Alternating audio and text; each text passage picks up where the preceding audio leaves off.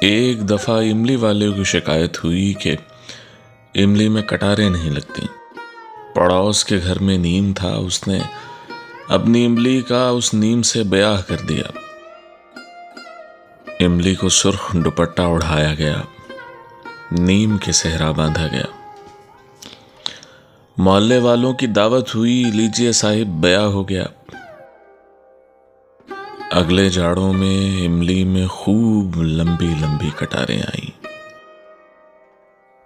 ہمارے محلے میں ایک ہی املی تھی، اس لیے املی والے گھر کا پتہ تو صاف تھا، مگر یہ نہ سمجھیے کہ دوسرے گھروں کی کوئی شناخت نہیں تھی۔ جس گھر میں املی یا نیم کا پیڑ نہیں تھا، اس گھر میں کبوتروں کی چھتری تھی۔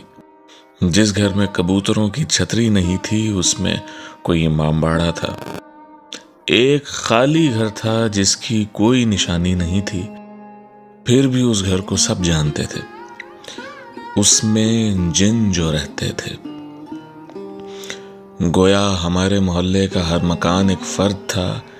یہ کہ گھروں کے نمبر بھی ہوتے ہیں، اس سے ہم بالکل ناآشنا تھے۔ وائٹ ہیڈ نے ایک گلہری کا حوال لکھا ہے جو اپنے بچوں کا حساب نہیں رکھ سکتی تھی۔ وہ انسانی ایجاد جسے گنتی کہتے ہیں، ان کے نزدیک وہ مقام ہے جہاں سے تہذیب کی سرحد شروع ہوتی ہے۔ گلہریوں نے تہذیب کی سرحد کو عبور نہیں کیا ہے، تو یوں سمجھیے کہ اس بستی کے لوگوں نے تہذیب کی سرحد ابھی عبور نہیں کی تھی۔ اس دنیا میں چیزوں کے باہمی رشتے منقطع نہیں ہوئے تھے، ان کی حدیں آپس میں گھلی ملی ہوئی تھیں، انہیں الگ الگ کر کے گنا نہیں جا سکتا تھا۔ یہاں تو جاندار اور بے جان کے درمیان بھی امتیازی حد قائم نہیں ہوئی تھی۔ درخت آدمی تھے اور سائے گھروں کے مکین سمجھے جاتے تھے۔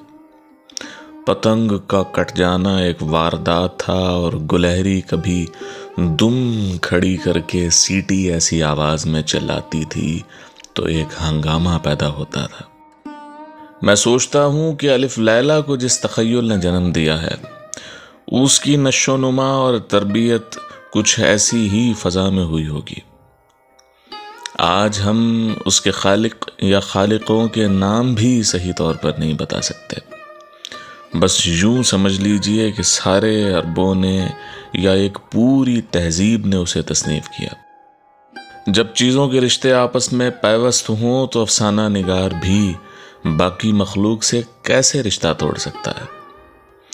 جس گزرے زمانے کا میں ذکر کر رہا ہوں، اس زمانے میں سماجی زندگی کے سارے مظاہر ہم رشتہ تھے۔ سماجی زندگی کے مظاہر اور فطرت کے مظاہر۔